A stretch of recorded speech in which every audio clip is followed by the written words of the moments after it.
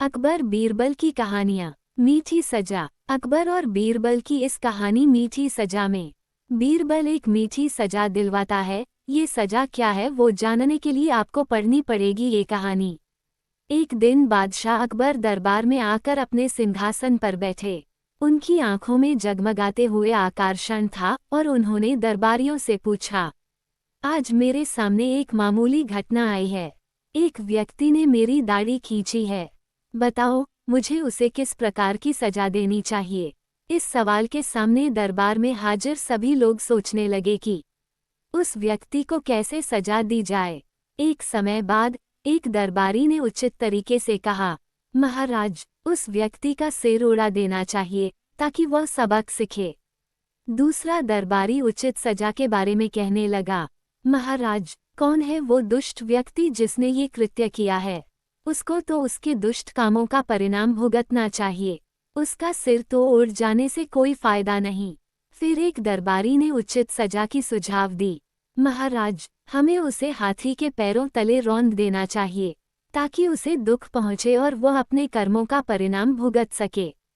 दरबार में सभी अपने अपने विचारों को प्रकट करने लगे और यहाँ तक कि बादशाह भी उनके सुझावों की ओर ध्यान देने लगे।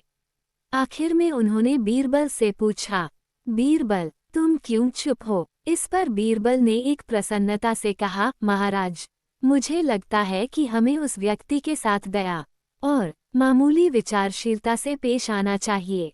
उसके अपराध की सजा के रूप में हमें उसे मिठाई देनी चाहिए। वह आपके आदरणीय मुख्य व्यक्ति का आदर करने की यह ख्वाहिश रखता होगा।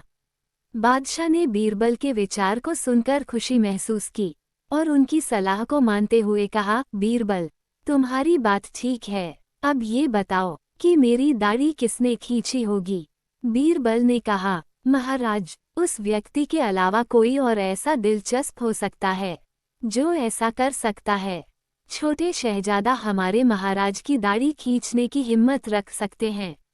बीरबल के उत्तर से बादशाह की खुशी बढ़ गई और सभी दरबारी अपनी गलतियों को समझने की महत्वपूर्णता समझते हुए दरबार से बाहर चले गए। चतुर बीरबल के उत्तर से बादशाह खुश हो गए और सारे दरबारी लज्जित हो गए। इस घटना से सीख मिलती है कि किसी को सजा देने से पहले उसकी समझदारी और दयालुता का भी ध्यान रखना चाहिए, क्योंकि समय समय पर यही सबसे उचित होता है।